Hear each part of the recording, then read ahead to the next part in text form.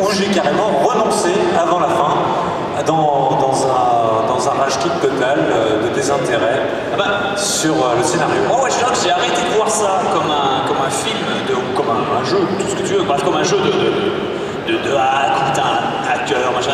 Je me suis dit, en fait, c'est Commando avec Jason Statham, ou non, comment ça s'appelle, Keanu Reeves, parce qu'il avait la même voix en plus, le type. Donc voilà, c'est Keanu Reeves dans Blackout, tu t'appelles ça comme ça, machin, et tu mets des grosses musiques de rap, tu mets de la musique de film des années 80, genre tu sais, beaucoup de trompettes, de musique de Rambo, quoi. Et c'est exactement ça, quand t'arrêtes de voir ça comme un jeu de hacking, et tu vois ça comme un jeu où ils ont kidnappé sa nièce, ils vont mourir. Voilà, c'est tout. C'est tout. Et dès que ça parle de hacking, t'appuies sur Start parce que tu sais bien que c'est de la merde, ça veut rien dire. Petite remarque, ces jeux n'étaient pas mauvais. Là, on parle de scénario. Parce que Far Cry 3, c'était une tuerie. Tout à fait phénoménale. Mais on peut constater que les jeux vidéo, en termes de scénario, ils mettent moins de paquets que dans du gameplay ou autre chose. Et en général, ils se contentent de cumuler des clichés de cinéma qu'on a déjà vu à gauche à droite.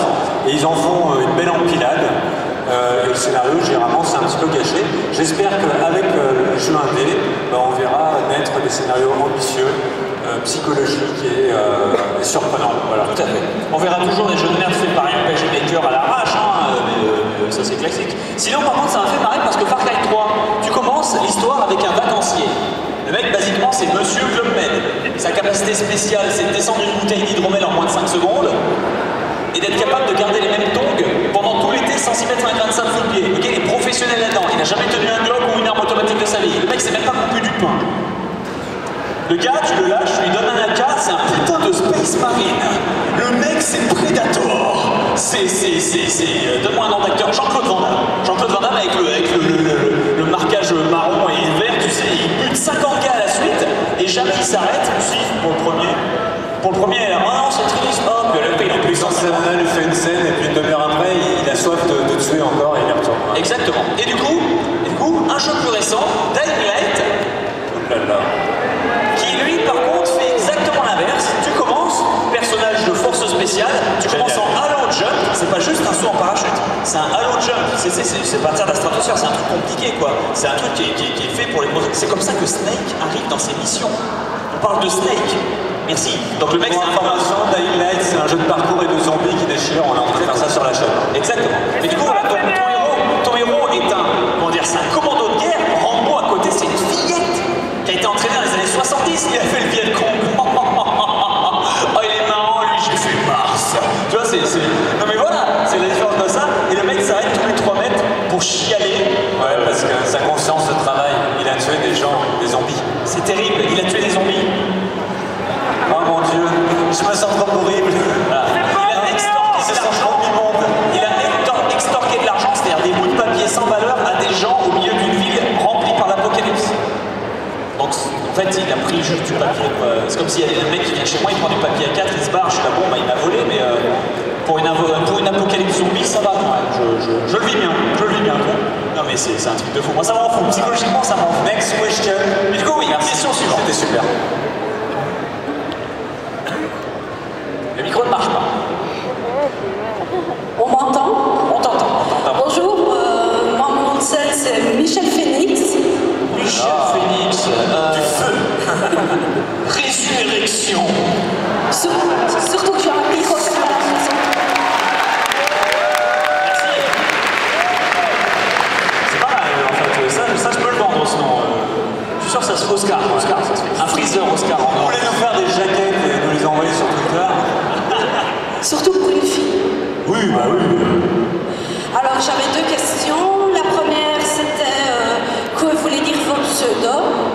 Et la deuxième c'est est-ce qu'il y aura un nouveau Kills de Patrick avec vous deux?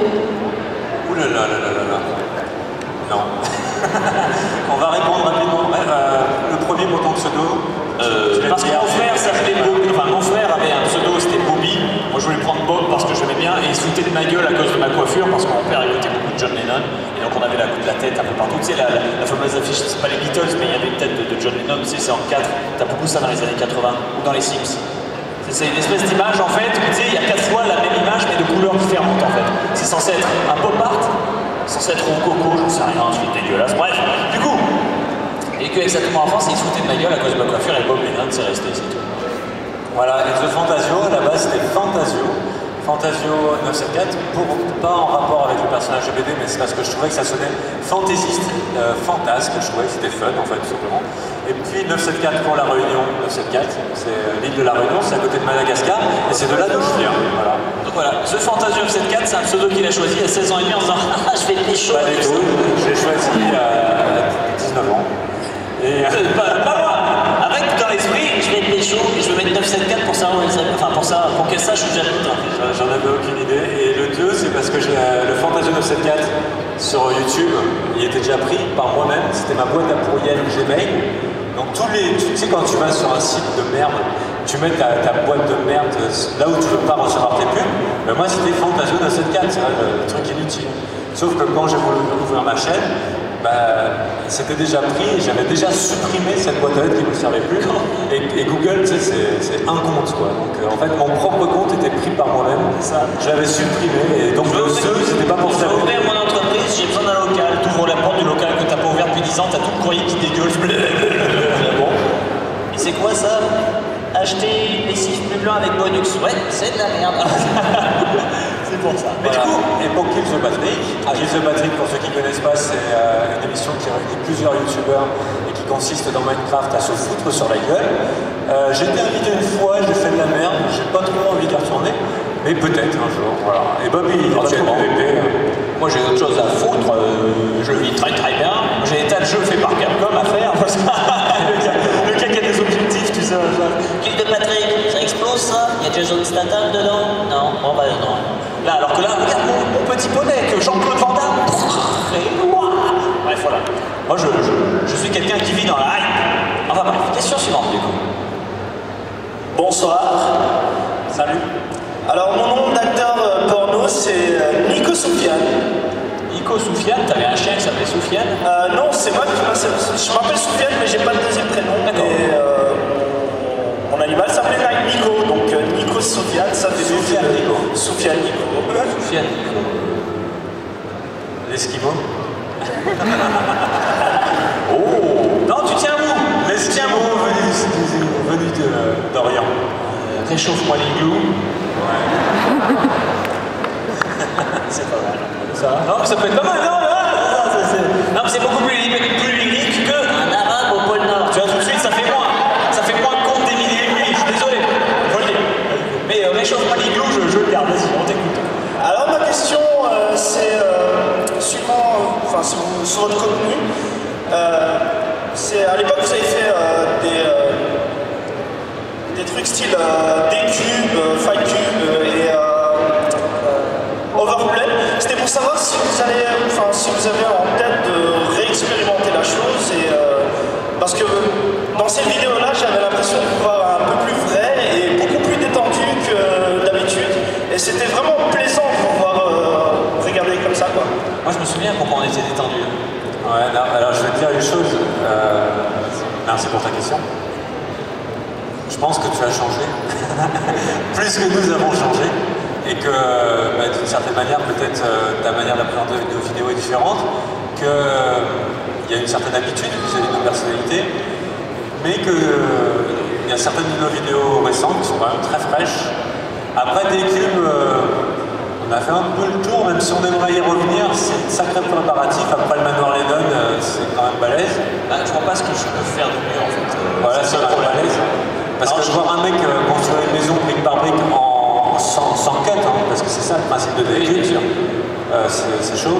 Mais le truc, c'est que j'ai fait un manoir, je dirais victorien, enfin j'appelais ça victorien, mais on s'en fout, voilà, dans l'idée. Mais j'ai fait aussi un chalet dans la neige, c'était très beau. Et puis, moi, je vois pas très bien quelles autres maisons auraient de l'intérêt, en fait. Donc, Enfin, si, il y a peut-être les machins grecs là sur la plage, c'est tout blanc. Ouais, ou tu sais, un genre de... j'allais dire un bésodrome. Un bésodrome? C'est comme un hippodrome? Non, mais j'avais beaucoup aimé ce qu'on avait fait dans Overplay. T'avais aménagé une petite pièce. Oui, c'était super classe. C'était complètement psychédélique. J'avais fait 2 couches d'épaisseur, j'avais essayé de faire un truc avec les couleurs, je m'étais pris pour Valérie Damido. Ah, ça c'est bien. Craqué psychologique. Après, des concepts d'émission, on va en faire. Voilà, c'est... Overplay, c'était des émissions, je sais pas, ceux qui qui ont suivi, on vous les conseille parce que c'est introuvable sur YouTube. Je pense ailleurs, c'était des séries, des épisodes de 4 heures. Un épisode 4 heures, hein. Donc c'était comme une grosse émission de radio et en général, ça craquait psychologiquement avant la fin. Dans des délires pas possibles. Non, j'en peux plus. Arrêtez de me parler de la série. Non mais évidemment, sérieux, 4 heures, c'était assez énorme. Non mais moi j'avais adoré cette émission. Après j'avais réessayé avec mon pote Ozzy de le refaire. Mais voilà, mais des fois il y a des trucs comme ça, il y a l'étincelle à un moment et puis des fois elle revient. Tu sais, il y a des vagues. Tu sais, nous on est toujours nature dans nos vidéos. Il y a des vagues, il y a des fois où on est au sommet, de temps en temps on est en train de se ressourcer un petit peu en mode croisière. Donc voilà, je te conseille de revenir de temps en temps et puis te laisser surprendre. Voilà. C'est pas comme si vous n'aviez pas au bout de vos doigts, au bout de vos lèvres, une quantité incroyable de contenu fait exclusivement pour vous, chers amis. Ouais. Voilà, 1000 vidéos, c'est de la gnognotte. Non, tu chies dessus, Je pense qu'on a presque 2000 vidéos. Ouais, presque 2000, putain, ça veut rien dire. Qu'est-ce que j'ai fait de ma vie? Ah oui, vous, c'est vrai. J'ai oublié ce détail. Bien, merci. Gros détail. Du coup, question suivante. Oui, ici. Ah, là. Alors pour le nom, tu vas te faire plaisir.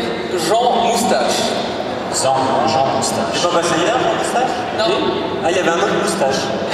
Ah oui, Moustache, c'est la très courant. famille de porno amateur. Non, mais non, Jean Moustache. Et Production Moustache présente. Non, production barbante. Non, j'aurais dit un truc. Production poil. Ouais. Ah, Jean Moustache dans Au poil. Tous au poil. Oh, pas mal. Garantie sans épilation, hein, un nouveau concept. Tous au poil, moi je le garde celui-là. Vas-y, c'est ta question. Donc tout d'abord, merci pour tout ce que vous faites. Merci à toi. Je tenais à vous le dire. Maintenant, ma question, c'était savoir quand aller reprendre les Naguac Lennon ou bien les petits jeux genre l'avion de Fanta. Eh bien, il y en a, ils sont quand? Mardi? Là, il y a un super Naguac Lennon show. Alors, un qui est cultissime et qu'il faut avoir vu, je pense que c'est Lennon au sommet de son art. C'est Délivré, où il fait des jeux. Délivré opéré de Frozen. Où j'ai opéré la belle Anna. Celle-là, c'est là où on voit le génie du Lennon, c'est que tu passes 20 minutes et tu as l'impression que tu as regardé 30 secondes. Quoi. Ah oui, avec le docteur Castellanos. Où il fait une opération du cerveau à Elsa, enfin, c'est ça. Docteur, vous pensez que je vais m'en sortir? Non, mais je pourrais vendre tes organes. Voilà. Et donc, C'est Docteur Maboul, mais Docteur Maboul. il revient mardi avec Dora l'exploratrice, ça va être assez épique. Non, Vous pouvez acclamer. elle a pris cher. Dora, quand même, j'avoue qu'elle a pris cher. Vous allez voir qu'elle a pris très cher. Et moi-même, pendant que je l'ai fait, je me suis senti ce que je fais, c'est dégueulasse. Tu sais, quand tu fais un truc, mais que c'est tellement over the top que tu te dis putain, il faut pas. Même moi, ça commence à me gêner. Alors que c'est moi qui produis le contenu, tu vois ce que je veux dire. Imagine un fromager qui est en train de faire son fromage comme ça, et ça schlingue tellement, il est là. Oh les salauds. Voilà, et du coup, vous allez le payer un mardi. Celui-là, ça, je sens, ça va bien se passer. Du coup, Après, attends, parce qu'il a parlé de Air Control aussi. Hein. ah oui, la contrôle, j'en ai cherché un podcast. Ouais, vas-y. Donc, on va se